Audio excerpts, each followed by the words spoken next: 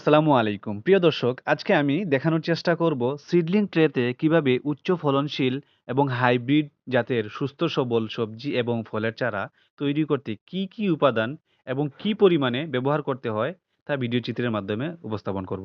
এক্ষেত্রে আমরা ১ বিঘা জমির জন্য ২০০০টি শোধনকৃত অঙ্কুরিত বীজ নিব।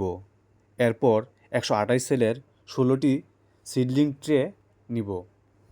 এরপর ৮ কেজি কোকোপিটের সাথে ৭ কেজি জৈব সার এবং ৫০ গ্রাম বায়োডার্মা মিশ্রিত করে প্রতিটি সেলের উপর এভাবে সমপরিমাণে বিছিয়ে দেওয়ার পর কলম অথবা অন্য কোনো কিছু দিয়ে প্রতিটি সেলের মধ্যখানে অঙ্কুরিত বীজ বসানোর জন্য বীজের সমপরিমাণ গর্ত করে নেই।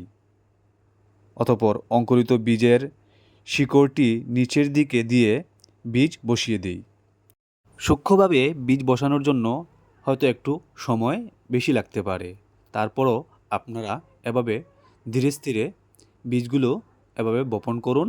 এরপর পুনরায় জৈব সার মিশ্রিত মাটি দিয়ে বপনকৃত বীজগুলো ঢেকে দিবেন। এক্ষেত্রে লক্ষ্য রাখবেন বীজ ঢেকে দেওয়ার জন্য মিশ্রিত মাটি অতিরিক্ত যেন না হয় এবং মাটি দেওয়ার সময় বীজ যেন নাড়াচাড়া না খায়।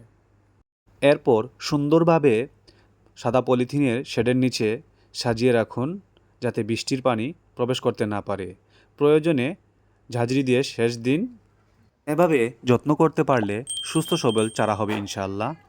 এতক্ষণ সম্পূর্ণ ভিডিওটি দেখার জন্য ধন্যবাদ।